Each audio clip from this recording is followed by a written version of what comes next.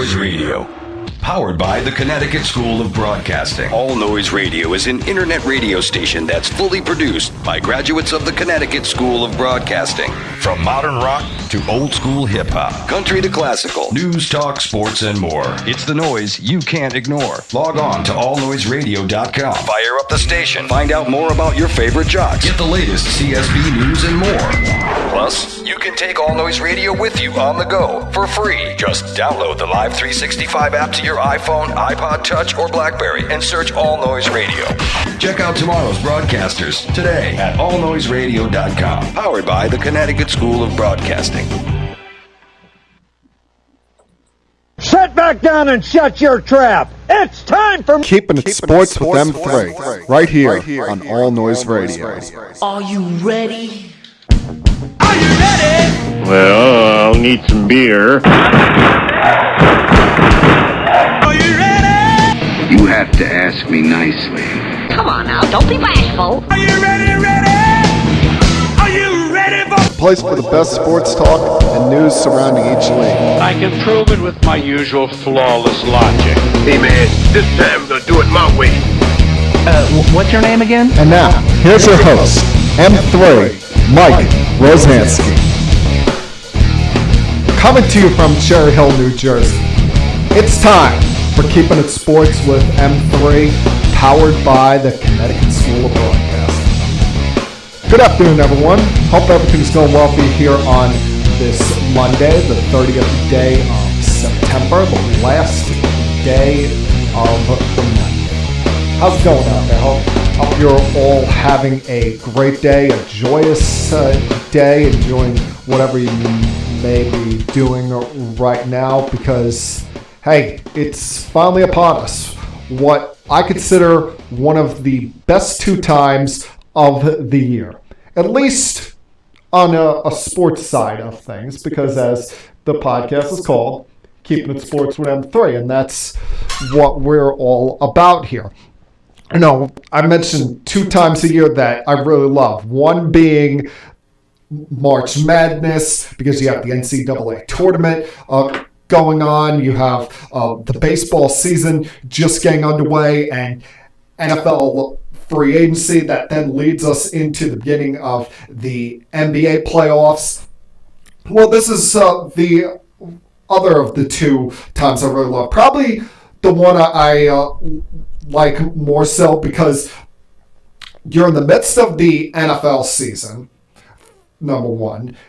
We're 3 weeks away from the start of the NBA season, which I know normally the NBA offseason seems to go by really fast, but this year it felt like it was a long time since the Raptors won the NBA championship, and then all of the turnover we had in NBA free agency with Kawhi and Paul George going to the Clippers, Anthony Davis finally getting traded to the Lakers, Kyrie and KD going to Brooklyn, Russell Westbrook getting traded, Mike Conley getting traded.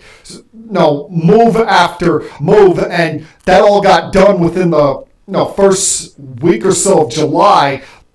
So it's felt like a long time coming. Now we got 3 weeks from tomorrow, the start of the NBA season, where we get started with a doubleheader on TNT. The Pelicans at the Raptors as they unveil their NBA championship banner, and then followed by the first matchup of the 2 LA teams, the Lakers at the Clippers, although the Clippers won't feel like whole because they'll be without Paul George, at least until the beginning of November.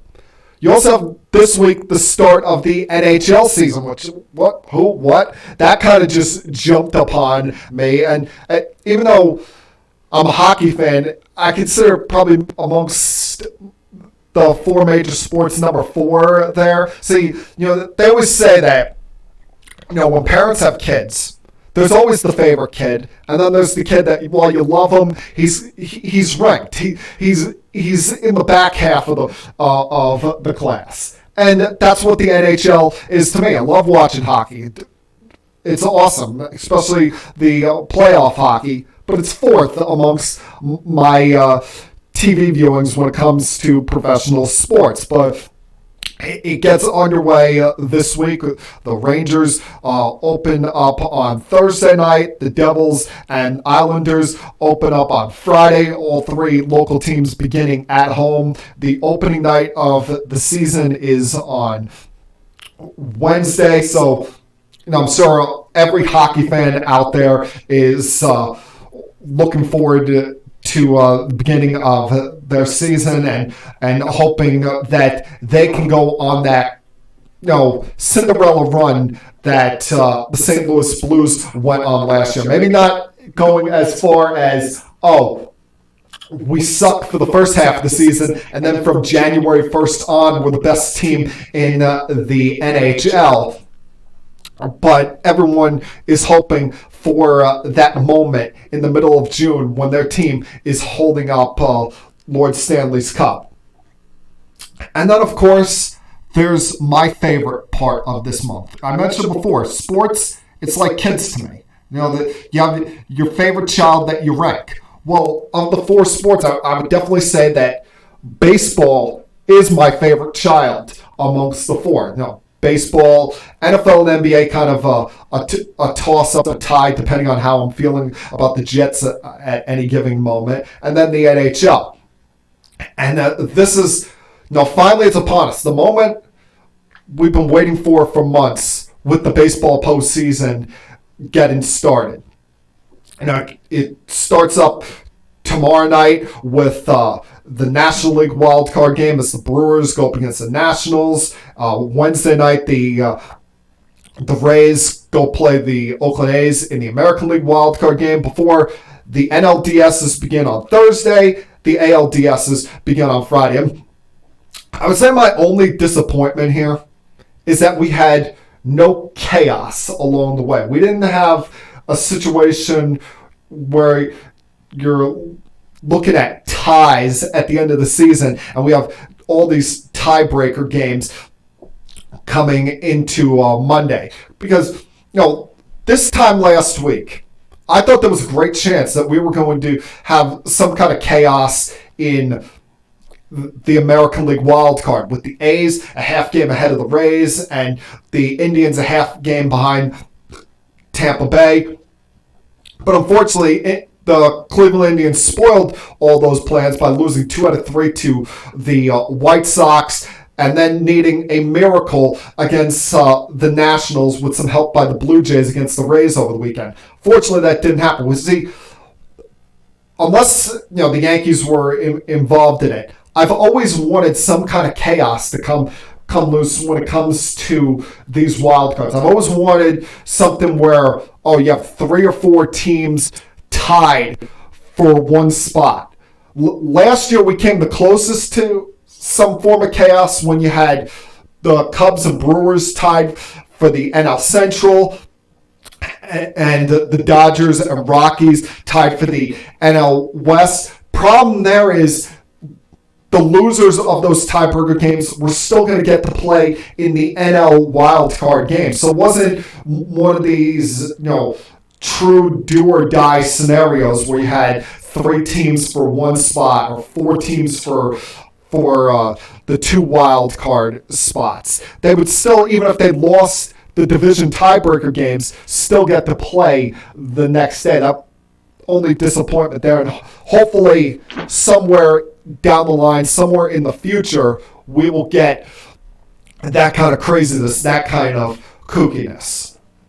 But this is the time that, if your team is in the postseason, in the baseball postseason, you've been waiting for months, especially if you're one of these teams where it's been a foregone conclusion for a long time that they're going to be in the playoffs, whether it be the Yankees having such a big lead in the American League East, the Astros running away and hiding in the American League West, the Dodgers. Essentially, it's been like a month since they've clinched the National League West. Those 3 teams, they're, for them and their fan bases, it is nothing short of a World Series is considered acceptable this year. It is anything short of winning the championship, holding the trophy above your head at the end of October is considered, maybe a failure is considered too strong, but an extreme disappointment. You go through the grind of a 162-game schedule. Your team wins 100-plus games. You have one of the 5 largest payrolls in all of baseball. You're considered one of the favorites to win it all. And then you come up short of your goal. See, yeah, fans of the other teams, such as the Minnesota Twins, the Milwaukee Brewers, the A's, the Rays, their fan bases, they'll be disappointed if they don't win a World Series, if and when they get eliminated. But they won't look at it as an abject failure, because the Twins, they were coming off a losing season last year. Their fans were hoping to be competitive in the AL Central and could have never expected that there would be 2 teams with 100 losses in their division and that the Cleveland Indians being ravaged by injuries, having their starting rotation torn apart by losing Corey Kluber with a broken arm back in May.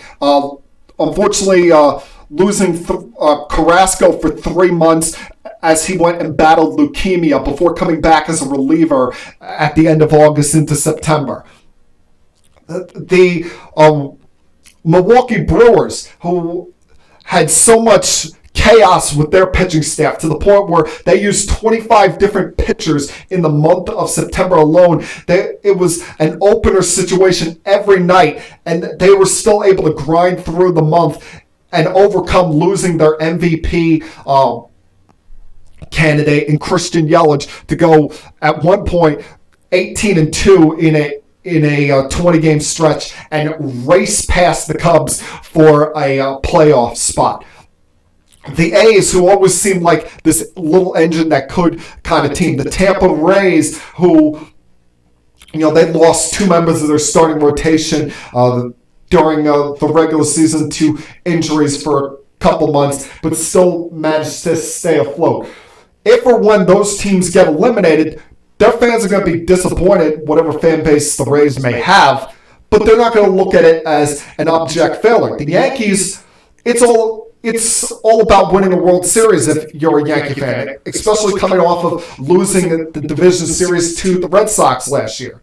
The Astros, they won the World Series 2 years ago, but they have a window right now, a window that may not stay open forever based off the fact that Garrett Cole's a free agent, based off the fact that Greinke and Verlander are on the maybe back 9 of their careers is strong, but they're not spring chickens anymore. They're not 25. They're closer to 40 than they are 25. Although Justin Verlander, the way he's looking, he may go another decade and maybe the Major League Baseball equivalent of Tom Brady with the way that he's pitching these days, finding the fountain of youth. And then there's the Dodgers, who, each of the last 2 years, they've been in the World Series and come up short each time, losing a heartbreaking Game 7 at home 2 years ago to the Astros. Or last year, losing in 5 games to the Boston Red Sox, blowing Game 4, and then being shut down by David Price and Chris Sale in Game 5. It's a situation for all of those teams, all of those fan bases, where just getting here or just getting to a World Series is just not good enough. It's not, when you get eliminated, what a great season we had. You're going to be disappointed. You're going to be sad. You're going to be heartbroken. Maybe in the off season, later on, you look back at the season and you look at some of the high points. But anything less than the Yankees holding up world title number 28. Anything less than the Dodgers winning their first world championship in 31 years. Anything less than the Astros winning their second title in the last 3 years is going to be considered a major, colossal failure and disappointment for each one of those teams and each one of those fan bases.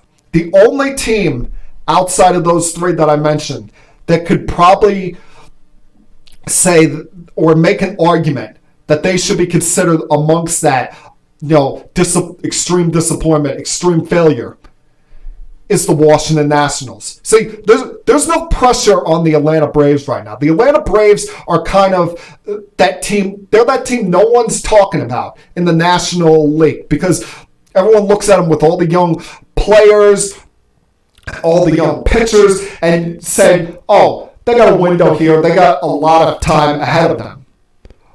But the Nationals are kind of the old folk tale, the story of how you cannot, take this for granted. You cannot take these moments, these opportunities at winning for granted because we'll always go back. We'll look at what they did in 2012 when they shut down Steven Strasburg in the month of September because of innings limits, and they treated it as, it's a foregone conclusion that we'll be back. We're going to have many more opportunities at this thing.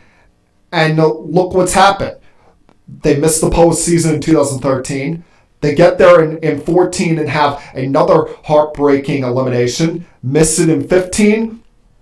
And so on and so forth. Have heartbreaking elimination after heartbreaking elimination along the way here. They missed the playoffs last year. Now in a spot where they've never been before. A spot where they're in the wild card game. Not the division winner, the wild card game. Doesn't this kind of feel like this is the time where they can do something, where they can finally advance past the division series? Because, yeah, they still got to play the wild card game. They still got to,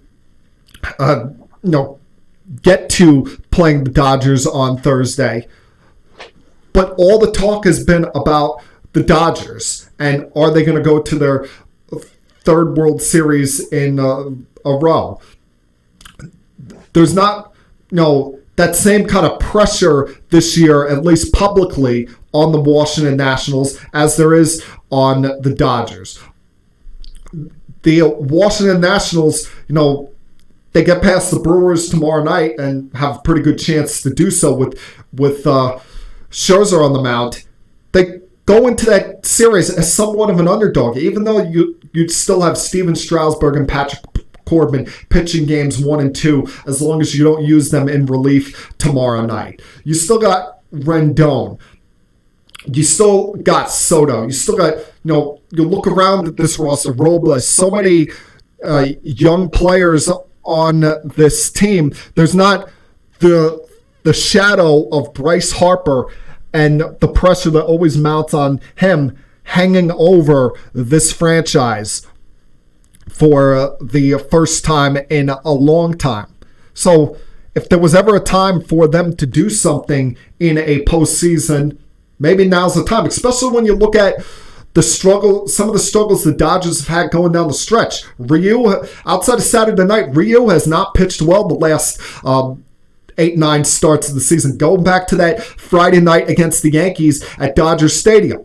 Kenley Jansen has had a down year this year. He's blown 8 saves, and there's even been questions about, would the Dodgers replace him as the closer as the season's gone along? So now's that time for the Nationals to maybe do something. Well, first they got to get by tomorrow night, and you can't, discount the Brewers. The Brewers who have, we all thought they were dead when they lost Yelich and have done nothing but thrive. They've beaten the odds by continuously going with this next man up mentality, this whole Johnny Holstaff mentality where they're using 8-9 pitchers per night.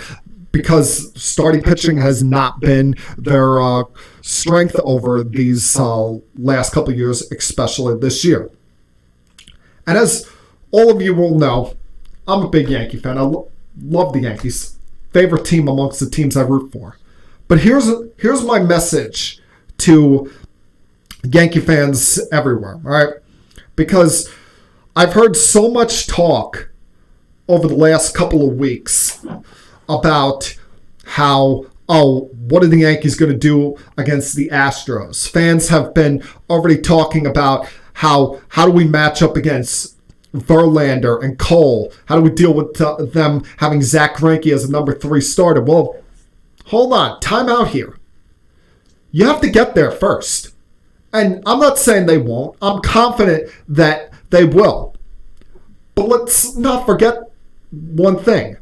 Although over the years, the Minnesota Twins have been their whipping boy, have been that team that every time they see them, they put on their bibs, pick up their fork and knife, and feast on them. No matter who they have on the team, the names and faces may change on the team, but it's been the same old story. There's something like, since 2001, there's something like 85-37 against the Twins and 13-2 against the Twins in postseason games. There's always that glaring story or thought of the underdog eventually having their day. And I don't think that this year is going to be that day.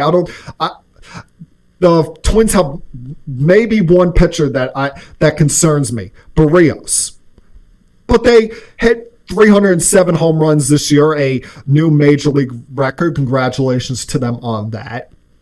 They won over 100 games this year, even though they feasted mostly on the American League Central that had 200 lost teams, and the White Sox were nothing to write home about either. You know that they're always hearing about how, Twins can't beat the Yankees. Twins can't beat the Yankees.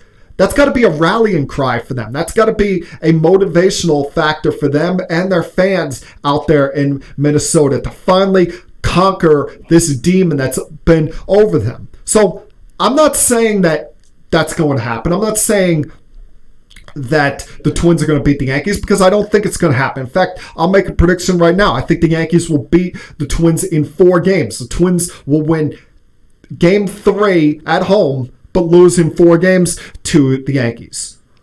But let's not, count our chickens before the eggs hatch here. Let's not, look forward to, the next series before getting this one done, because there's concerns on my part about the Yankees. What are they going to do at the 4th starter spot? Are they going to use the opener at all?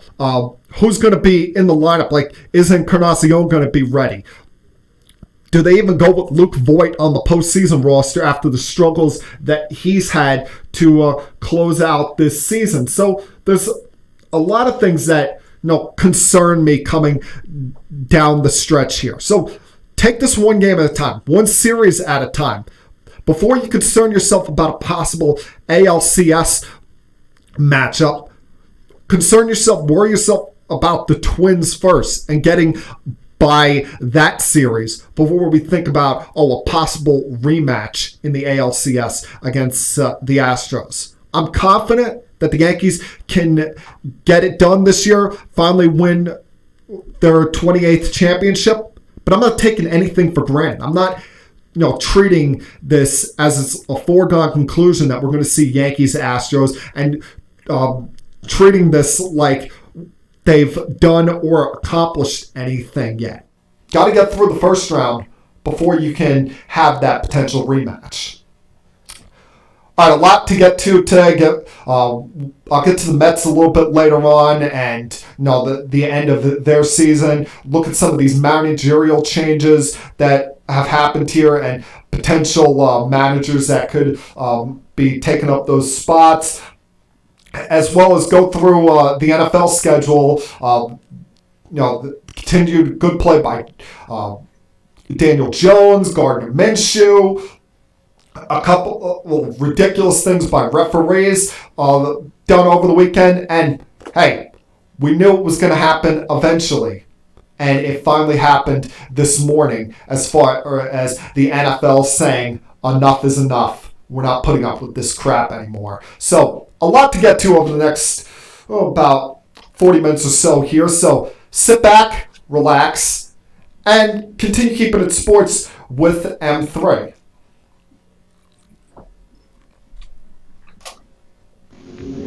I'll be back.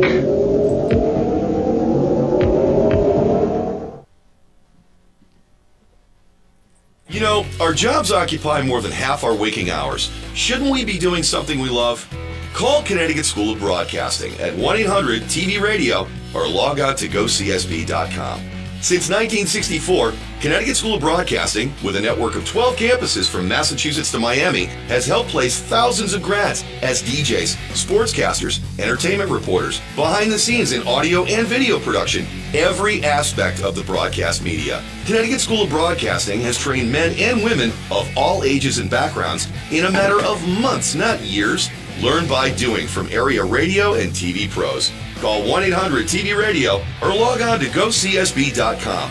Remember, it's never too late to love what you do. Day and evening classes begin soon. Get trained. Get connected now.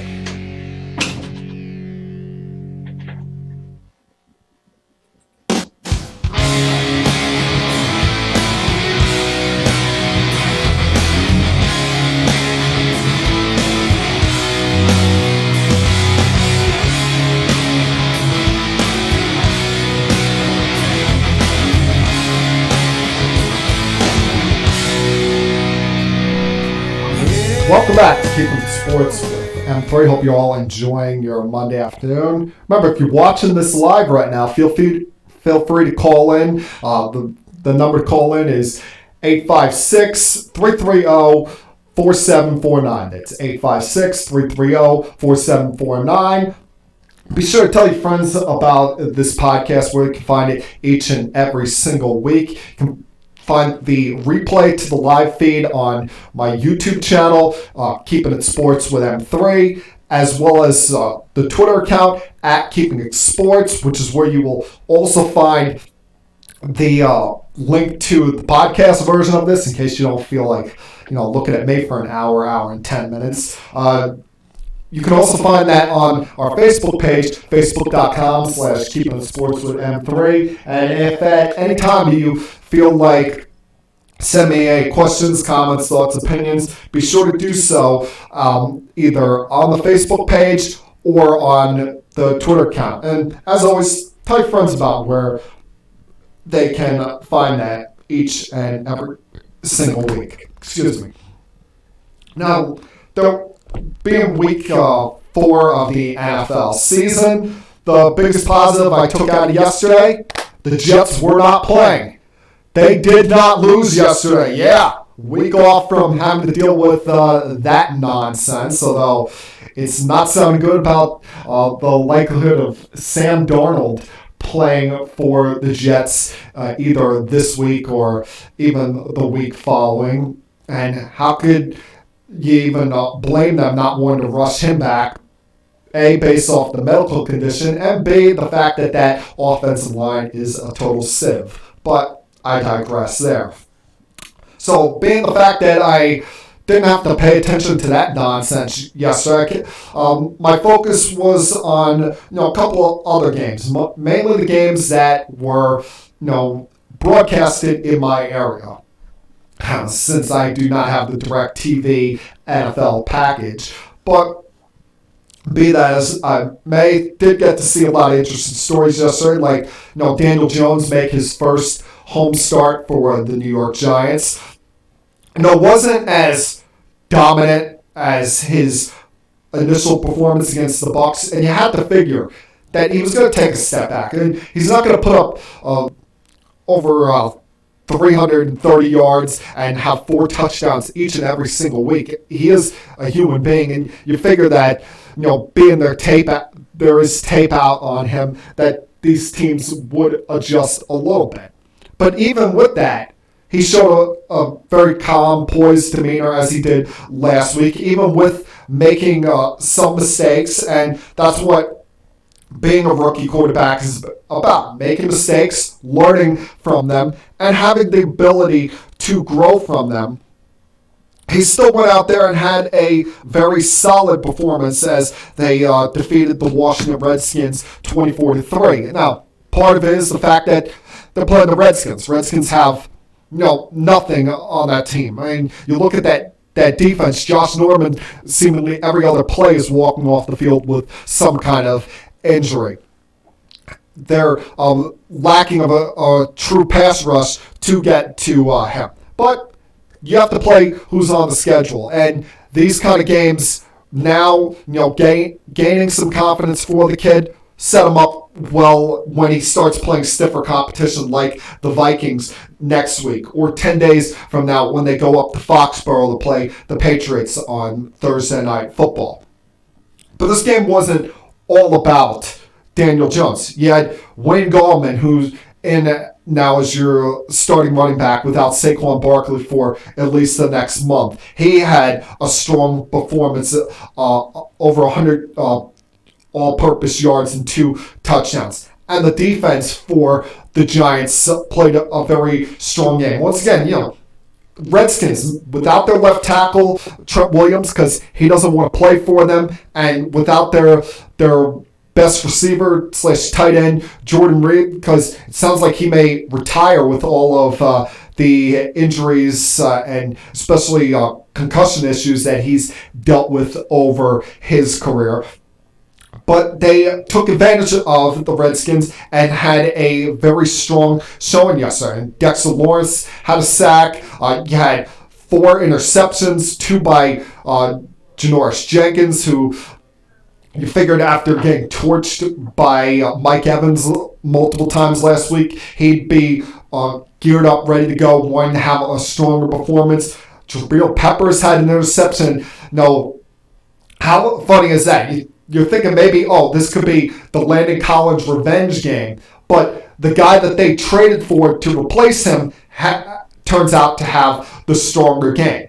And the turnover party for them got started off by the young linebacker Ryan Conley. But unfortunately, that's going to be the last turnover he gets for this team this year after tearing his ACL later in the game, which it sucks for the Giants because they're without 2 of their veteran linebackers right now, with Alec Ogletree dealing with hamstring issue and Lorenzo Carter's neck problem, and B, this kid had been such a good story for them, a 5th round draft pick, and from the 5th round on, you're hoping to just find a player, hope to find a diamond in the rough there, and this kid looked like a steal for them as a 5th round draft pick, playing so well in the preseason. You get into the regular season, it seemed like he was always making plays around the football, and you look at this Conley kid saying, who is this guy? He keeps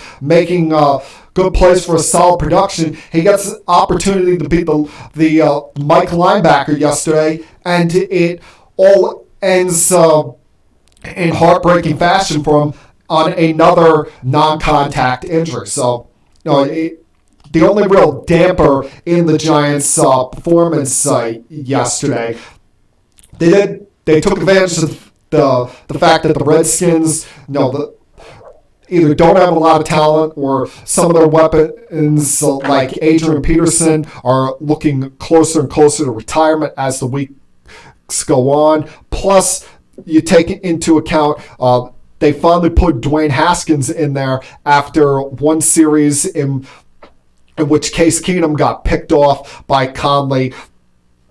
And, you can understand why they were hesitant to put in Haskins, because he did not look ready for the spot, got picked off 3 times. But I've always said, adversity builds character. And him going through these difficult times is going to make him stronger in the long run, because almost all of these quarterbacks, they go through some kind of adversity. I mean, look at Troy Aikman. His career, he got the crap kicked out of him his first year. Andrew Luck, he was treated, even though he was winning games, he was treated like a human pincushion, and that led to the end of his career almost. So essentially, so you hope that the Redskins, as inept as they are, can build around this kid so that we can see him reach the potential we saw from him at Ohio State. Elsewhere on Sunday, at the same time I was watching that game, I kept a close eye on the Patriots-Bills game because, this is a 3-0 versus 3-0 kind of game. The Bills are one of the big surprises of this season so far. And, looking to see how they would do getting their first true test. Because up until now, the opposition that they played was 1-8. Not their fault. You got to play who's on the schedule. But you want to see what they do when one of the big boys comes to face them in their home building. Well, let's face it, Josh Allen, he was terrible. He sucked. He under 500 completion percentage through 3 interceptions. The first 2 of which he's throwing off his back foot. When he's got pressure on him, and that's what the Patriots defense did. Got a lot of pressure on Allen, forced him into some old bad habits, and got picked off to which by J.C. Jackson. And that's how the Patriots were able to win this game, because Brady wasn't strong yesterday. He had a bad performance in his own right, got picked off in the end zone once, helped get the Bills within 1 score before the half. But their defense, which has been probably the best part of this team through the first 4 weeks of this season, and that's saying something considering the points total Brady and company have put up. Their defense held strong once again. They kept the Bills to 2 for 13 on third down, had 4 interceptions, as I mentioned. On special teams, they even got a block punt to set up a Matthew Slater touchdown by the aforementioned J.C. Jackson, and only allowed their first offensive touchdown of the season in the third quarter on Josh Allen's scramble into the end zone. But Allen, unfortunately, left the game in the early part of the fourth quarter after a helmet-to-helmet shot by Jonathan Jones, which, well, quite frankly, was outright ridiculous. Because Jones, leads with his head on a play in which Allen is wrapped up. He's being held up by one of Jones's teammates. And Jones just comes in and obliterates him. I'm looking at Allen laying there on the ground thinking, he's going to have to be carted off the field because he's motionless, stunned that he was able to get off on his own power, on his own feet, but never came back into the game. Barkley comes in.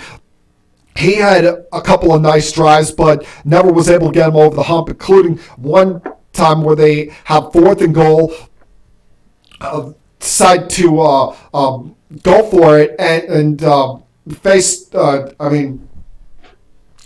coach decides to go for it, and instead of kicking the field goal and taking the points, with the way your defense was playing, holding the Patriots in check, turn this into a field position battle. Maybe you can win it on field goals. But on the play to Allen, how the hell is Jonathan Jones not thrown out of the game right there? I mean, it goes to what Micah Hyde said after the game. He was blunt about it, saying, if one of us did that to number 12, talking about Brady, we'd be thrown out of the game. We'd be suspended. But they let Jones get away with this. And the worst part about this is the referees called offsetting penalties, so it's not even like the Bills could benefit on it yards-wise. And I don't think this is a situation where they're kissing the Patriots' ass. I think this is a situation where they're protecting the pretty boy quarterbacks of the league, where, if something like that happened to Brady, Rodgers, Mahomes, Breeze, maybe even with Baker Mayfield, who, everyone's favorite, they'd throw the guy out. But a guy like Josh Allen, who's kind of a middle of the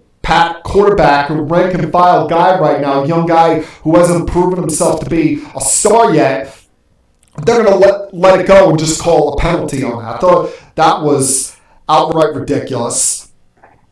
Bears defeated the Vikings yesterday 16-6 in a defensive showcase. Trubisky left this game early with a left shoulder injury, in which when he came down on that shoulder, it looked like the arm did a full rotation. Hopefully he's not lost for the season, but Chase Daniel came in, held his own, and as long as he didn't screw this game up, that's what it was all about here. Because you look at the ferocious play by that Bears defense. They're without Hicks yesterday, but didn't miss a beat.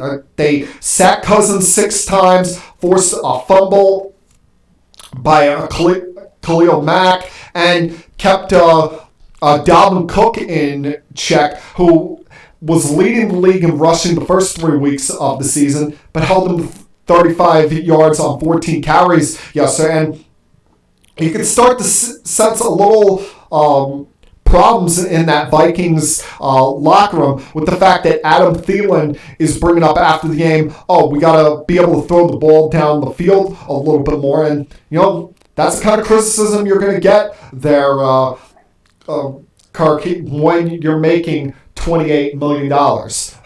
Thank God the Jets did not sign this guy, I'll tell you. Got to see a little bit of the end of the Jaguars-Broncos game. Fournette finally had a breakout game. He had gotten off to a slow start on this season where he's averaging only about 4 yards per carry. Yesterday finally breaks out with 225-yard performance. Help the Jaguars overcome a 17-point deficit on the road. Gardner Minshew had 2 big drives at the very end to take the lead both times, including that. What really impressed me about this kid is on the final drive of the game.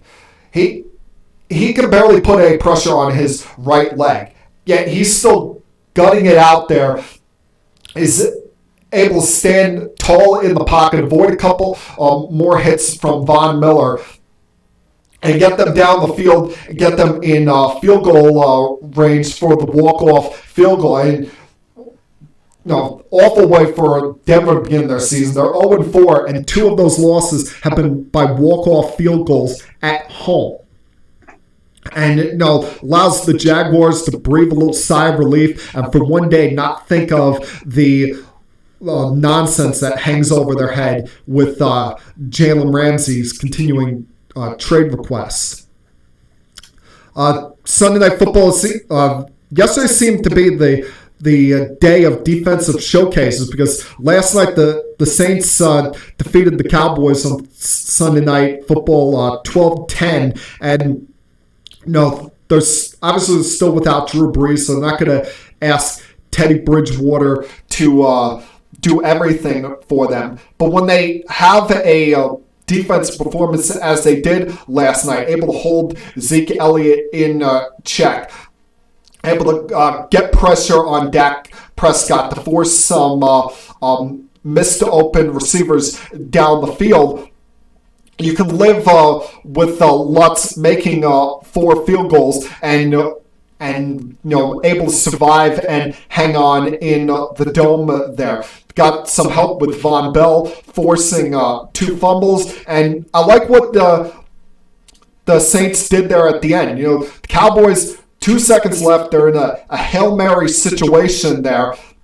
Most teams would just have 3 guys rush, push 8 guys back toward the end zone to block the attempted Hail Mary, but they decide to go the route of having Gardner Johnson blitz on the final play with the slot blitz, force Dak to throw the ball before everyone could get down there and get a interception by Marcus Williams to win this game. And what annoys me is how the Dallas Cowboy fans are acting about this game today. Because you would think that the Dallas Cowboys won this game last night with the fact that Cowboy fans are treating this like it's a moral victory. I'll talk about how, Amari Cooper was playing at half strength, or without Gallup, Zeke was held in check, and we still only lost by 2 points in the Dome there in New Orleans. We only gave up 4 field goals. Can you imagine if our team was at full strength going against them? I've heard some bonehead on TV saying, I like our chances even with a healthy Drew Brees coming back into this building. It's the kind of nonsense you always hear from these Dallas Cowboy fans. Where it doesn't matter how bad they lost or how stupid they looked in their play, they're always going to look at it the bright side, the positive side, because they're America's team. Going to take a quick break here, come back on the other side, get to the remaining portion of the Week 4 schedule, look at some things that went down there, including something that happened on the field that has led to today's biggest off-the-field storyline. Continue keeping it sports with M3. I'll be back.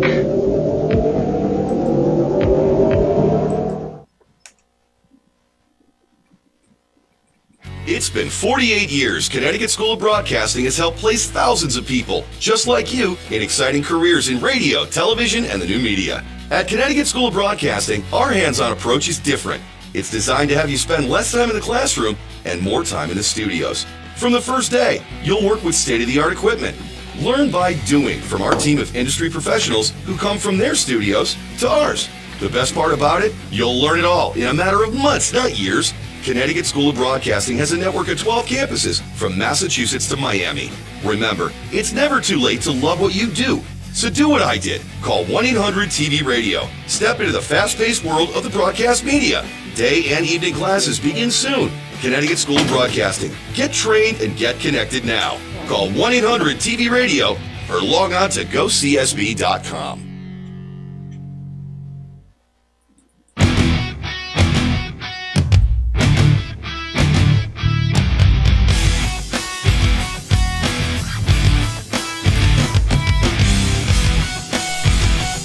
Welcome back to Keeping Sports with M3. So, let's go through the rest of the schedule for Week 4, see what happened here. Hey, everybody's darling, everybody's Cinderella. They won a game yesterday. The Cleveland Browns, they're 2-2. Let's all throw a party. All happy, good time there in Cleveland. And the Browns, they get on my nerve so much. And I was hoping so badly that they would lose this game to the Ravens yesterday, just so I could rip them, talk about them being 1-3, talk about how, everyone and their mother overrated them so much, especially Vegas coming into this season. But they won yesterday. I have to give them credit. They went on the road to Baltimore to defeat the Ravens, and yeah, their defense was very good, forced 3 takeaways, got to Lamar Jackson a few times, was able to keep him from running all over the field, but this game was won by Nick Chubb. Nick Chubb, they finally remember he's on this team and, let him carry the way yesterday for 165 yards and 3 touchdowns. Even had a long 80-yard touchdown of those 3. So, hey, everyone, I guess, is happier now that what seems to be the number one talking point in the NFL, the Cleveland Browns, are back at 2-2. Yippee. The Chiefs beat the Lions yesterday, and maybe beat is a little too strong of a word to say survive, because they had to overcome a A couple of deficits in this game. Were trailing by 10 very early on. And Mahomes, he kind of struggled in his first game in a dome stadium. Not even realized that until yesterday morning that this was the first time he had played in a dome in his career. But thanks to his running game and some mistakes by the Lions offense with Stafford's fumble at the end zone, able to take advantage of a couple of their takeaways, and surprisingly, his feet helping set up a go-ahead score in the last 20 seconds when on that last drive, they got a 4th and 8 backed up in their territory, and he takes off for a 15-yard run to get the first down, set up Darrell Williams' second rushing touchdown of the day. What I thought was the most interesting play of the game, kookiest play of the game, in fact, was you go to when it was 20-3 in the fourth quarter. The Chiefs are looking to set up or looking to come down the field and get back on the board. Mahomes throws a 10-yard pass down the field to the Detroit 36 to Travis Kelce.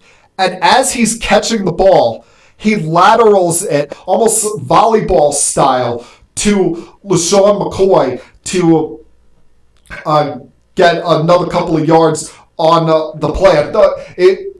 They say in sports, you flip on the TV each and every week, you watch long enough, you will see something you've never seen before. Well, I've never seen this before. Receiver, as he's catching it, almost push the ball to a teammate. We've seen hook and laterals a lot. We've seen things like what Boise State did in the bowl game against Oklahoma. We'll remember the Cal Stanford, the band is on the field with all that, the Music City Miracle with the Titans against the Bills in the playoffs years ago. But I can't remember a time I've seen a player essentially bat the ball to one of his teammates mid-play. The Panthers defeated the Texans in Texas yesterday, survived 3 fumbles by Kyle Allen. The Texans had no answers for Christian McCaffrey, who had close to 200 all-purpose yards. Yes, and the Texans, they're a weird team. I can't seem to figure them out. They have this close loss against the Saints in week 1 where they look like the better team. They get outplayed by the Jaguars week 2 at home. It's almost like they're one of these teams that they're destined to go 8-8, 9-9, and somehow win that division with how topsy-turvy that AFC South can be.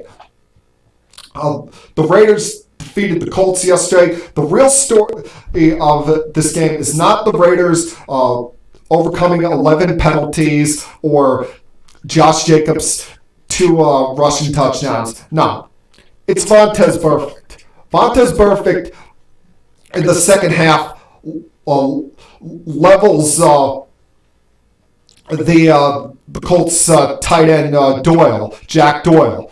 And as the guy's on his knees, leads in with the helmet, essentially depletes him there. Rightly so, gets ejected from the game. He's smiling, waving to fans as he's leaving the field. Well, this morning it was announced that Vontaze Burfict has been suspended for the remainder of the 2019 season. And you know what? Thank you, NFL. Thank God the NFL thought smart on this one. Goodbye, good riddance to Vontaze Burfict. Because he did this crap all the time in Cincinnati. The most famous one is that playoff game 3 years ago against the Bengals when he took out Antonio Brown. And time after time again, we've seen him twist guys' ankles when they're on the ground. We've seen him do dirty play after dirty play. This was finally, enough was enough. The league told him, they warned him that if you keep doing this stuff, we're going to get you. We're going to make the punishments more severe as they go on if you don't learn and abide by our rules. And he just never listened to this. And, the Bengals, they had enough of him, so much so that they couldn't find anyone to take him this past offseason. They couldn't even get a 7th-round draft pick for him, so they had to release him. He got signed to a 1-year deal by the Raiders, and now he's no longer their problem. He has said he's going to appeal, but if I'm the Players Association, how can you look yourselves in the mirror and say, oh, we're going to represent this guy in any form of appeal? Yeah, he's in your Players Association, but he's also taking out players that you represent. How can you look at Jack Doyle in the face and say, oh, yeah, we're going to represent him in his grievance file here. We're going to try and get his suspension overturned. It's absolutely ridiculous. I hope this is the end of us having to hear about Vontaze Burfict. And yeah, it's a shame because when he was coming out of Arizona State, he was thought to be a top prospect, but he was a dirty player there. That's why he fell to the 2nd round. Out of high school, he was considered a top prospect, but he had some situations on the field that cost him schools being interested in him. And he's just one of those players that is never going to learn. And if you would have kept going and let him continue on, he probably would have ended someone's career. He probably would have paralyzed someone. So thank God, putting this to end. Hopefully, no more Vontaze Burfict in this league. Chargers defeated the Dolphins in Miami yesterday, 30-10. Allowed me to survive in my knockout pool, so thank you there. The Chargers defense gave Josh Rosen a tough day, 5 sacks, 2 by Desmond King, only allowed 230 yards yesterday. Real story with the Chargers right now, outside of winning this game, is Melvin Gordon finally ended his holdout on Thursday after 64 days. And no, he didn't get a contract extension out of this. All he got was the team to cut his fines in half. So I'm not sure what he actually gained out of all of this, because he didn't get to come back and play yesterday. They had him active but never used him. So what was the purpose of this holdout? I struggle to figure it out, because he wanted the contract extension. He wanted to be paid by one of the top backs in the league, and he caves after only 3 games. So maybe I'm missing something here, but I can't figure out why he came back so quickly. Seahawks rebound defeated the Cardinals yesterday. Cardinals still winless on the season. What really set the Cardinals back here was Jadeveon Clowney's interception for a 27-yard return. Seahawks, get back after that bad loss to the Saints last week, in which they put up 500 yards but kept turning the ball over and allowed special teams touchdowns. Get back on their winning ways before playing the Rams this Thursday night. The Rams team was coming off one of the worst regular season losses in franchise history, in which they allowed 55 points to the Buccaneers yesterday at home. Most points they've ever allowed in franchise history. That's between LA and St. Louis at home. And Jameis Winston, he had the best game of his career yesterday. Seemingly couldn't miss a target. But the bigger issue here is how bad Jared Goff was. The fact that he throws 3 interceptions, has a fumble, including the fumble. The fumble came at the absolute worst time, in which they just got back in the game after Marcus Peters' interception return to make it 48-40. Has a chance to drive down the field, potentially tie up the game. He fumbles the ball. Sue returns it for a 30-yard touchdown. Had to feel good for Sue to get a little bit of revenge there. But you're having Goff throw the ball 68 times in the game. You know what that tells me? That tells me you have no running game whatsoever. You have Todd Gurley for a reason. And you're going to throw the ball with Jared Goff. And it made no sense how they played Goff yesterday. I don't care if he threw for 500 yards. He could have thrown for 700 yards. Still would have been a bad game because he threw for 3 interceptions, turned the ball over a 4th time. That turned out to be the sealer in the end there. And they were playing from behind for most of the day against a Buccaneers team, which, as I mentioned, Jameis Winston had the best game of his career. And you would have thought that after the Buccaneers blowing that lead against the Giants last week, they would have came in on a lull, especially going up against what is perceived to be one of the better teams in the NFL in the Rams, one of the favorites in the NFC. But this is why we call it a week-to-week league. You just never know what you're going to get on any given Sunday. All right, got to take one last break here. Come back on the other side. Wrap up, give some final thoughts on the Mets season, as well as look at some of these fired managers in Major League Baseball. Continue keeping it sports with M3. I'll be back.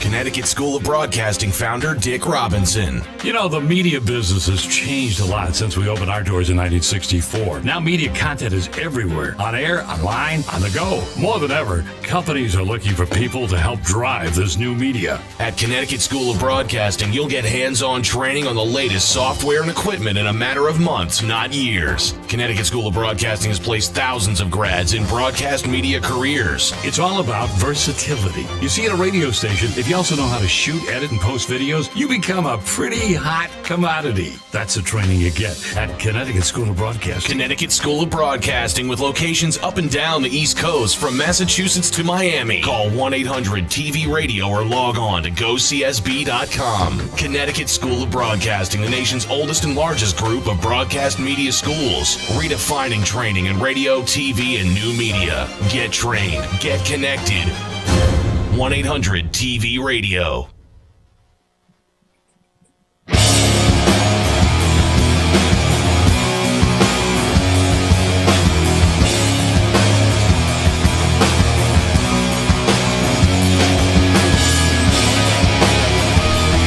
Welcome back to Keeping It Sports with M3.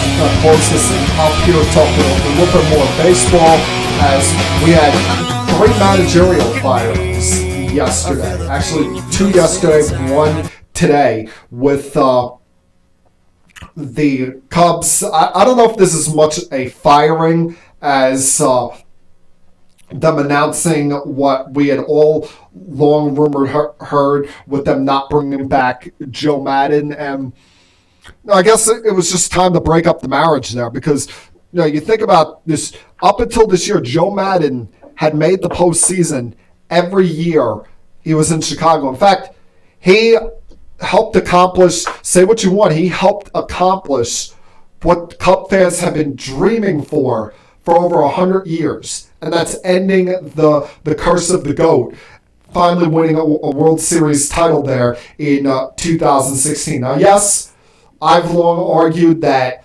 he did a lot more to try and cost them that World Series than actually win it. But you cannot argue with winning a championship there. And he's done a lot of weird, kooky things over his managerial career, such as double switches in which a pitcher goes out to the outfield only to switch them back into the game one batter later. But I guess the Cubs just felt like they needed to make a change here and go in a new direction. Now, does that new direction entail Joe Girardi, Buck Showalter, maybe a reunion with Dusty Baker, maybe someone, who's more of a hard-ass type of manager? I don't know, but we'll see what direction the Cubs need to go in. There was also this feeling of a little bit of complacency there in the Cubs locker room, especially with how they finished up the season. They lost 9 straight games. Maybe it's time to shake things up there on that team. Make a trade. Would it be Chris Bryant? Would it be trade one of those big position players? Trade an Anthony Rizzo. Trade someone there. Change up the feel of the room a little bit, because you stick with the same team for so long. The team doesn't feel any sort of revived energy there. So maybe that's something also that Theo Epstein needs to look into this off season. Pirates fired Clint Hurdle, which kind of figured that was going to happen. It'd been 4 years since the Pirates made the postseason. In 9 years there, he made the playoffs 3 times, 2013 through 2015, and ended a streak of 20 years in which they hadn't made the playoffs. But outside of winning one wild card game back in 2013, that team never took advantage of the window they had there to do more than that, especially with losing that division series to the Cardinals there in 2013. And with all of what's going on there in Pittsburgh, how the Pirates seemingly gave up in the second half of the year. Remember, this was a team that was 2 games within 500 at the All-Star break, and they finished 24 games under. You have infighting in the clubhouse. With relievers fighting each other. You have one of your relievers placed on administrative leave for admitting to having relations with a teenager. And the fact that they were always getting into fights with the Cincinnati Reds, which to me was the biggest upset of the weekend. The fact that those teams did not fight in their final series of the season. So they felt the need to move on. The unfair firing, though, is the Angels firing Brad Ausmus this morning. I mean, after 1 year, you're going to fire this guy? He goes 72-90 this year, a year in which they don't have Shohei Ohtani in the starting rotation. They don't have any pitching of any kind. Remember, they signed Matt Harvey and released him in the middle of July. That turned out to be a disaster. You have Mike Trout miss essentially the final month of the season with a foot injury. Pujols is in and out of the lineup with his problems. Upton missed some time early in the season due to injuries. This is just not a good team that they've put together. You got some pieces in that lineup that are very good, pretty good. We all know how great Trout is, but they have no starting pitching to speak of, and they think making a change at manager is going to be the answer. And the rumor now, of course, is that they're going to try and go get Joe Maddon back in their organization, who was a staple of that organization for years under Mike Scioscia before he took the Rays job back in 2007. That just seemed like a ridiculous firing to me. Fire the guy after 1 year because you didn't provide him enough talent. I mean, they're lucky that team went 72-90. The Mets, their season came to an end, of course, yesterday, finishing at 86-70. Kind of a weird season, tale of two seasons. First half, they're about 10 games under 500. Second half, they go 20 games over and got themselves to within a half game at one point of the second wild card before falling apart down the stretch here. If you're a Met fan, the positives, of course, you take from this season, a disappointing season, is, Jacob deGrom looks like he's going to win his second Cy Young in a row. And, there have been very few guys in history that can say they've won back-to-back Cy Young awards. In fact, there are, I believe, only 2 pitchers that have done it that are not in the Hall of Fame. Roger Clemens, who won't be going in because of PEDs, and Tim Lincecum just because his career fell apart too soon. But for deGrom to do that back-to-back years in a row, striking out 250 batters back-to-back years. You could start to make the argument with Jacob deGrom of him possibly being the second best pitcher in the history of the franchise. You could start to make the argument that he's possibly leaped ahead of Doc Gooden as far as all-time great pitchers in the history of that franchise. Now, he's still got a long time to go to be anywhere near the conversation of Tom Terrific, the franchise Tom Seaver. But no, what a career DeGrom is having. And we're at the point where if he keeps this going for another, I would say 4, 5, 6 years, you definitely got to have conversations about this guy being a Hall of Famer. You also look at positives. J.D. Davis, that being a trade that worked out in the Mets' favor. Ahmed Rosario, he started off struggling at shortstop, got better as the year went along.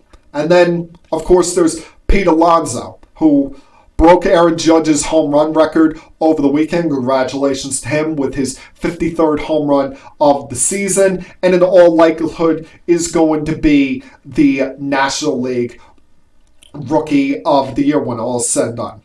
You look at negatives on this team. The bullpen cost them so many games. 22, 23 blown saves along the way. The fact that they only had 2 guys out there this entire year that you could truly rely on, with Seth Lugo, your closer, being one of them, and the fact that he wasn't able to go on back-to-back days. Justin Wilson, he missed some time due to injury, but when he was able to pitch for the Mets, he was a very solid performer for this team. But Familia was awful. He had about a 6 ERA. You look at with Edwin Diaz, he blew about 7 saves.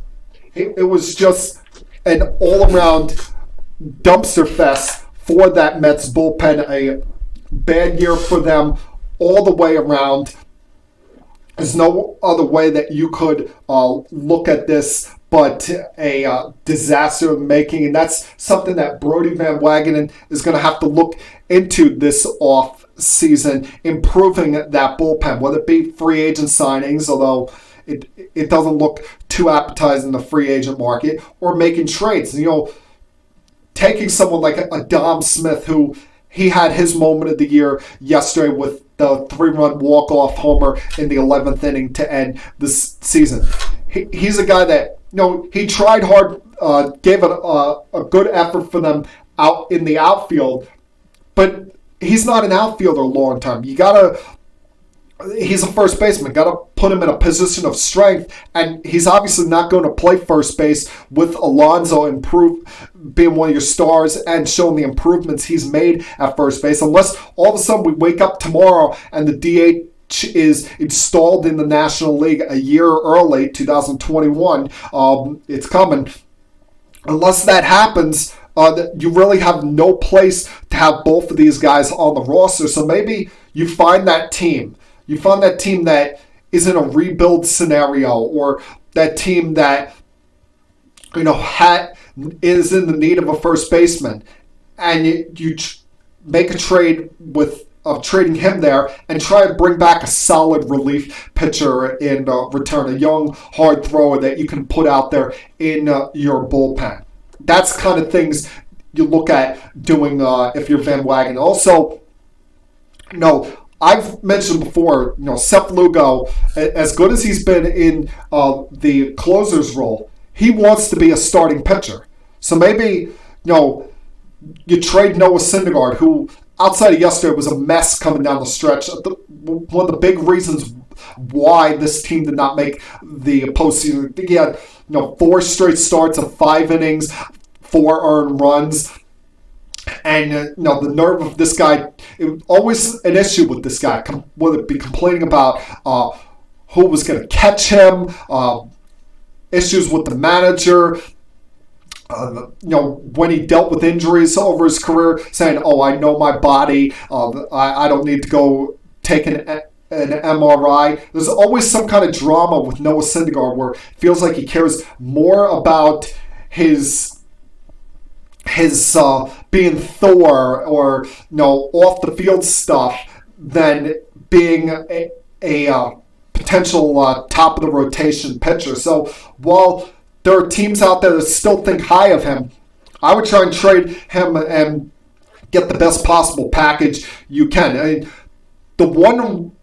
I can't call this a rumor because this is not something that's been actually talked about. This has been something speculated by fans, by a lot of talk radio hosts in the New York market. The idea of packaging Noah Syndergaard and Michael Conforto to the Boston Red Sox for Mookie Betts, because the Red Sox owner came out the other day and said that, we're going to do our hardest to get under the first luxury tax threshold next season. We're not going to have as high a payroll. Well, that means one of two things. Either JD Martinez opts out of his contract, or you trade Mookie Betts a year ahead of free agency at a time when he keeps turning down your overtures for a contract extension.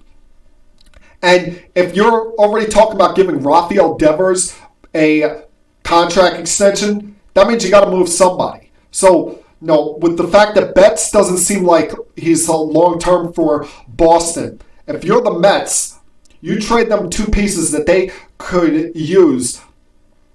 That one would go right into their rotation with Sale and Price, and Conforto will go into their outfield immediately. Will it be playing left field if they decide to play Benintendi in center and Martinez in right, or play right field if Martinez is still there as the DH, Bradley in center with Benintendi in left. But that's a trade that would help the Mets up the logjam of players they have, because you're probably gonna get Cespedes back next year. You need a true center fielder. Nimmo doesn't feel like a real center fielder to me. Seems more like a Brett Gardner-like corner outfielder.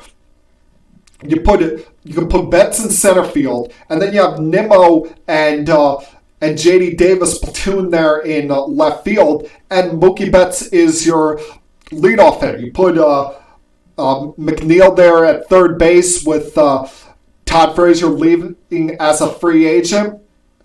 And then with Syndergaard leaving, you put Seth Lugo in the starting rotation.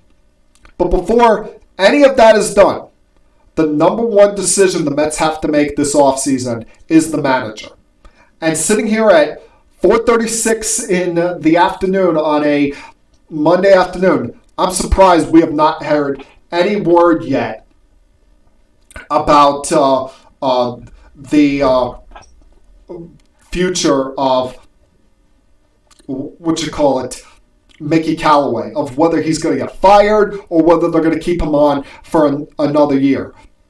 He did not do a good job with this team, especially with the bullpen this year, but you got to give him credit for the fact that the players rallied around him and they were able to get back into playoff contention. At the same time, though, usually when players rally around a manager they like, that's the kind of manager that will let them get away with the most, that will allow them to get away with the most nonsense. So, you have to really think long and hard about who you're going to have in the managerial role. If you're firing Callaway to bring in a Joe Madden, a Joe Girardi, that's one thing. That's the only way you make the change. Otherwise, if you're telling Met fans that you're going to fire Mickey Callaway and bring in the likes of a Joe Espada from the Astros, you might as well stick with Callaway, because you can't continue to treat the Mets managerial job as it's an entry-level position. No, I talked about windows with teams earlier. The Mets have a window now. They got some good young players. They just got to fix that bullpen, which is easier said than done. And they have a starting rotation that, 1 through 5 is solid. I know Stroman struggled a little bit for the Mets this year, and Matz was up and down, but all of these guys made all their starts. Even with, in my mind, trading Noah Syndergaard, I still think you can have a strong rotation, and that trading Syndergaard means you're also re-signing Zach Wheeler. So, re-sign Wheeler. Trade Syndergaard to the Red Sox in a package to get Betts. Go with a rotation of DeGrom, Wheeler, Seth Lugo, Steven Matz, and Marcus Stroman as your 5. Trade Dom Smith. Go get a reliable reliever. Hopefully, Edwin Diaz, working out with Pedro Martinez this offseason, is able to make those mechanical adjustments. He can get back to the guy he was in Seattle. And then you got a team that you can go into next season with saying, come get us. Although this time, try to go in under the radar. No, when you say come get us, teams are going to use that as bulletin board material. And for the Mets, the first 100 games of the year, they came and got you.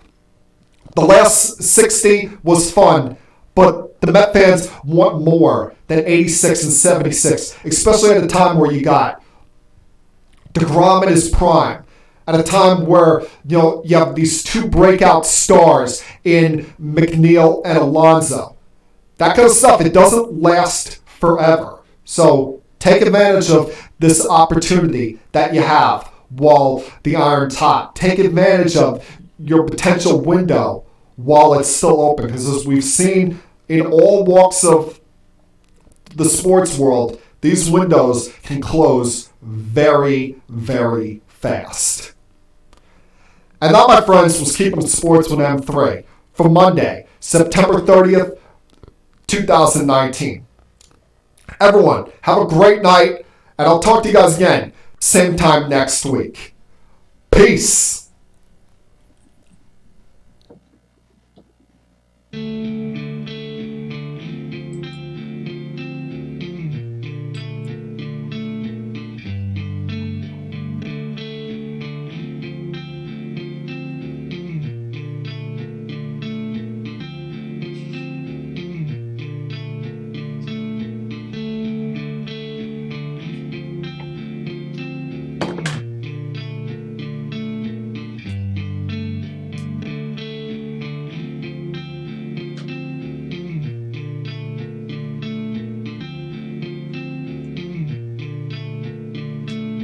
We have to go. Good night, everybody. I have had enough of you. Thank you for all the fun. Thank you. Hey, shut up, will ya? I don't want to see you. I don't want to hear you. I don't want to smell you. Now leave. I'll be back.